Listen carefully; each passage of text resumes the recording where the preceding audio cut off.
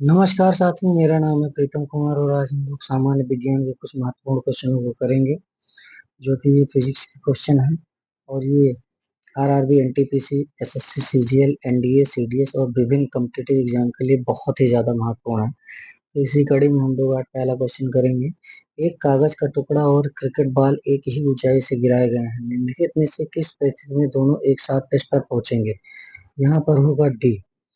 जब कोई चीज जहाँ पर निर्वात होता है यानी वायु नहीं होती है, तो वहां पर अगर कोई भी चीज एक समान ऊंचाई से गिराई जाए तो वो साथ में ही जो है जमीन पर पहुंचते हैं। जैसा कि आप एक्सप्लेनेशन देख सकते हैं कि निर्वात की स्थिति में यदि एक कागज के टुकड़े और एक क्रिकेट बॉल को एक ही ऊंचाई से गिराएं तो दोनों धरातल पर एक साथ पहुंचेंगे। इसका कारण यह है कि गुरुत्वीय त्वरण जी का मान वस्तु के द्रव्यमान पर फिर निर्भर नहीं करता अगर वहां निर्वात हो तो। आगे देखेंगे अगला क्वेश्चन। पृथ्वी के गुरुत्वाकर्षण क्षेत्र की तीव्रता अधिकतम होती है, ये होती है ध्रुवों पर।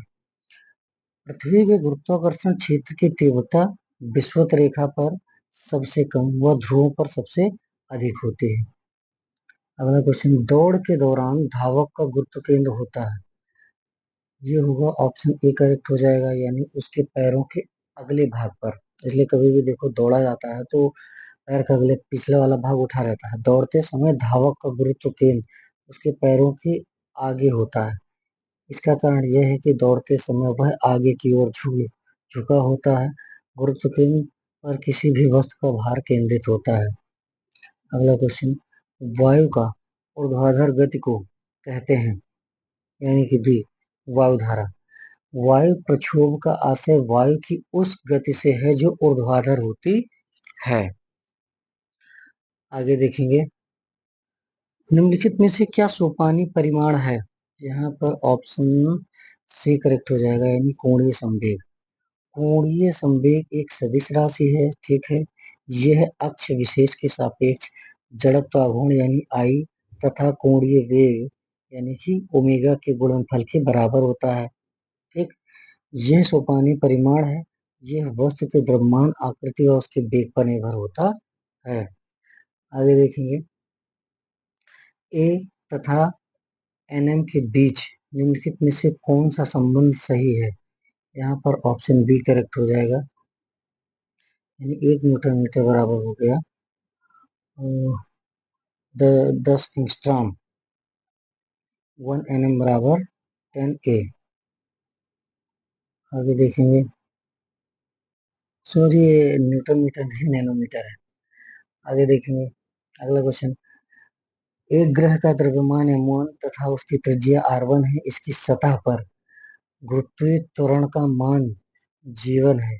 वहां पर एक दूसरा ग्रह भी है जिसका द्रव्यमान और जिसकी त्रिज्या दोनों पहले वाले ग्रह से 2 गुना है। दूसरे ग्रह की सतह पर गुरुत्वीय त्वरण निम्नलिखित में से कौन सा है? यहाँ पर ऑप्शन बी करेक्ट हो जाएगा, यानी 2g1।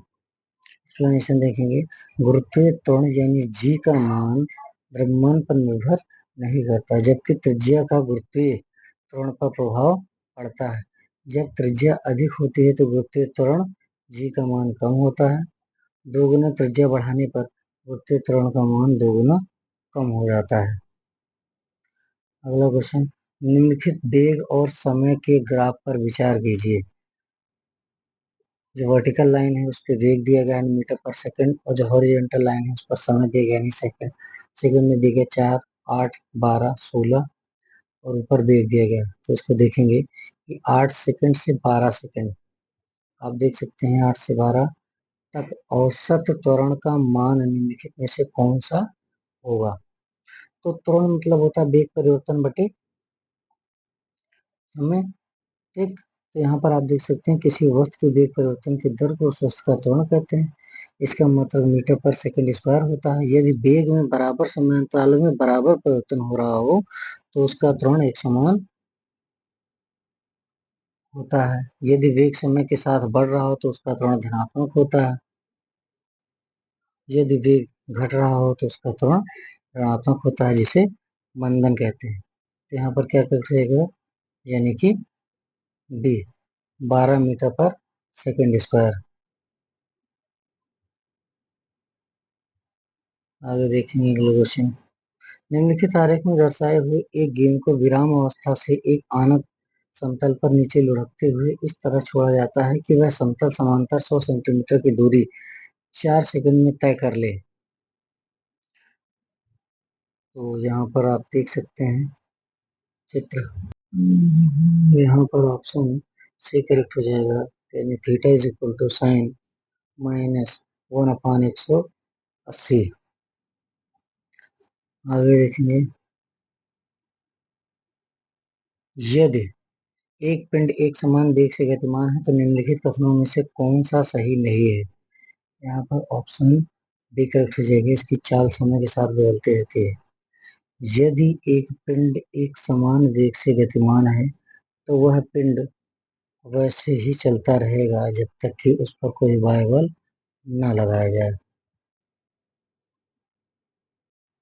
बाह्य बल के कारण ही उस पिंड की चाल समय के साथ बदलेगी। यह सिद्धांत न्यूटन के गति के प्रथम नियम को बताता है।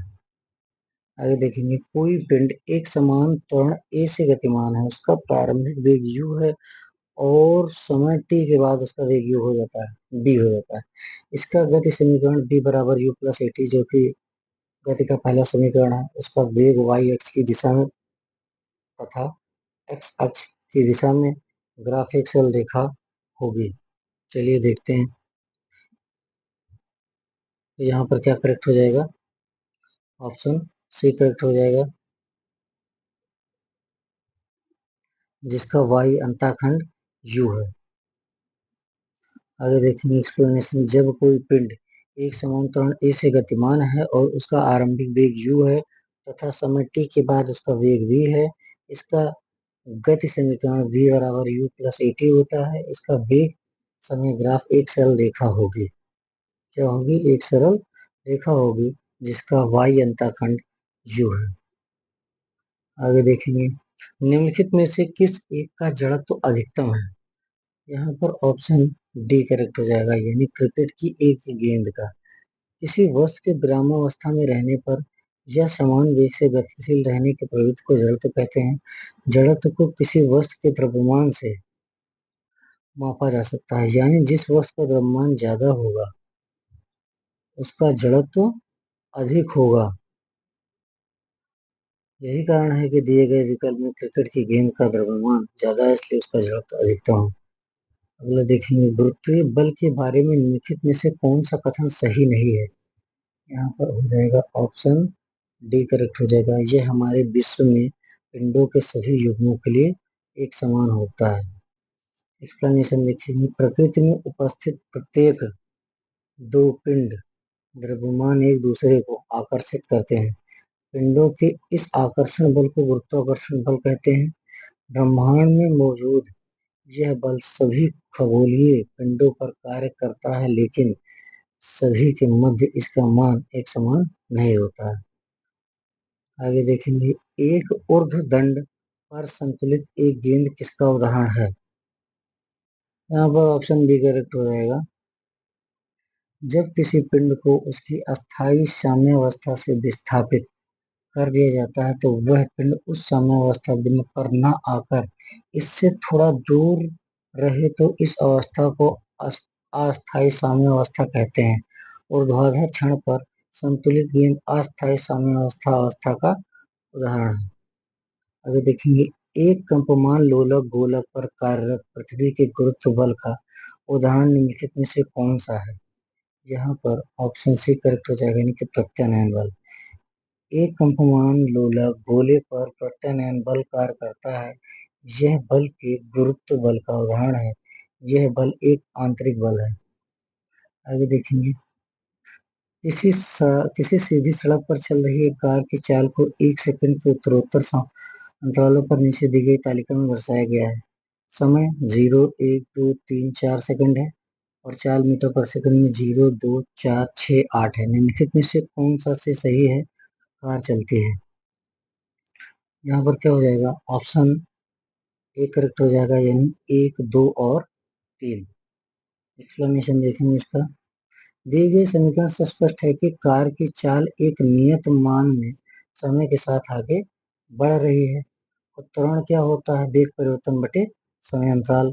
तो 2 minus 0 upon 1 minus 0 is equal to 1 2 upon 1 is equal to 2 metre per second square.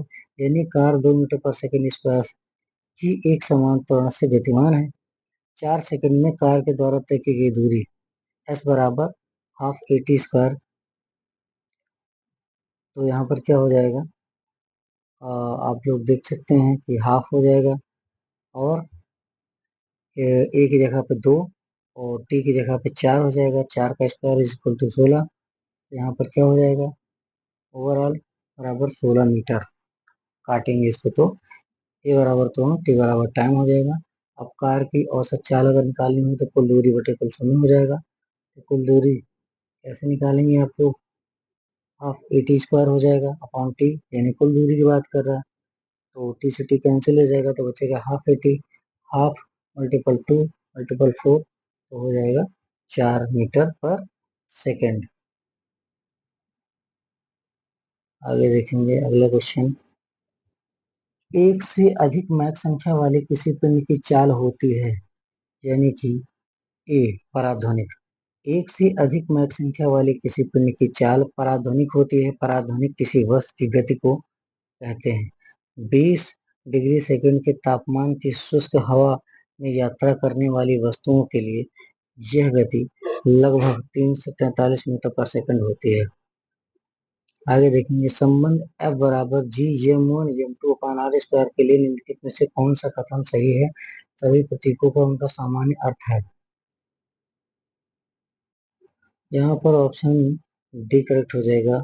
राशि G एक सार्वत्रिक नियतांक है। आगे देखेंगे इसका explanation. F is equal to G m1 m2 upon r square. यह सूत्र न्यूटन के गुरुत्वाकर्षण नियम का आधारित है। यह राशि G एक सार्वत्रिक नियतांक है। G का मान 6.67 मल्टीपल 10 की power minus 11 newton metre square per प्रति किलोग्राम स्क्वायर होता है। यह मान ब्रह्मांड में सभी स्थानों पर नियत रहता है। आगे देखिए, कोई पिंड एक वर्तुल पथ पर एक नियत चाल से गतिमान है। निम्नलिखित में से कौन सा कथन सही है। यहाँ पर जो है ऑप्शन ए करेक्ट हो जाएगा। तीक्ष्ण वक्र अर्थात छोटी त्रिज्या वाला वक्र की तुलना में मंद वक्र अर्थात बड़ी त्रिज्या वाला वक्र के लिए पिंड का विकेंद्र त्वरण कम होता है। एक्सप्लेनेशन देखेंगे। यदि कोई पिंड एक वर्तुल पथ पर एक नियत चाल से गतिमान है तो एक समान वर्तुल गति के लिए वक्र जितना तीक्ष्ण होगा गति उतनी ही अधिक होगी। आइए देखेंगे, यक्ष अक्ष के समानांतर गतिमान यन द्रव्यमान वाले एक कण पर कार्यकारी बल को Fx बराबर AX स्क्वायर माइनस BX द्वारा निरूपित किया गया है। इस कण की स्थितिज ऊर्जा निम्नलिखित में से कौन सी है। इसकी स्थितिज ऊर्जा बी हो जाएगी minus x square upon 6 to AX minus 3v हो जाएगा। एक्सप्लेनेशन का देखेंगे। एक्स अक्ष समानांतर यन द्रव्यमान वाले एक कण पर कार्यकारी बल को Fx बराबर AX स्क्वायर बराबर BX द्वारा निरूपित किया गया है। तो इस कण की स्थितिज ऊर्जा माइनस एक्स स्क्वायर अपॉन 6 देकर 2AX माइनस 3v है। निर्वात में 5 रुपए का एक सिक्का, गौरैया पक्षी का एक पंख और एक आम एक समान ऊंचाई से एक साथ गिराए जाते हैं। इनके द्वारा तल पर पहुंचने में लिया गया समय क्रमशः T1 T2 और T3 है। इस स्थिति में हम अवलोकन करेंगे कि क्या होगा। यहाँ पर क्या हो जाएगा, ऑप्शन डी करेक्ट हो जाएगा, यानी T1 इक्वल टू T2 बराबर T3। एक्सप्लेनेशन के बारे में देखें। निर्वात में 5 रुपए का सिक्का, गौरैया पक्षी का पंख और एक आम समान ऊंचाई से एक साथ गिराए जाते हैं। इनके द्वारा तल पर पहुंचने में लिया गया समय क्रमशः ये है।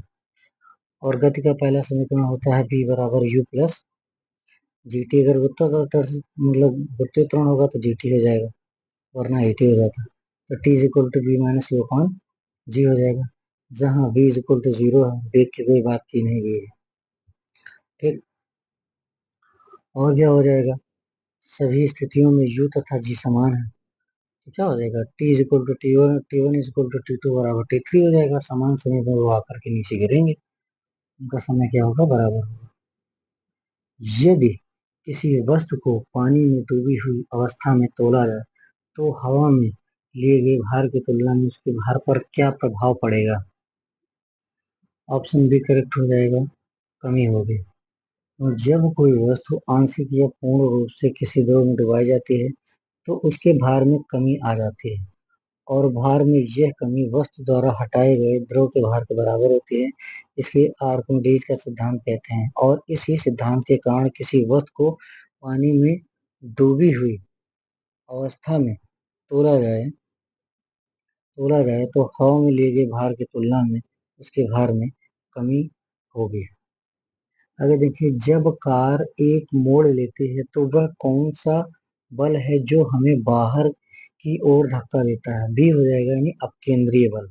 कौन? Force of centrifugal.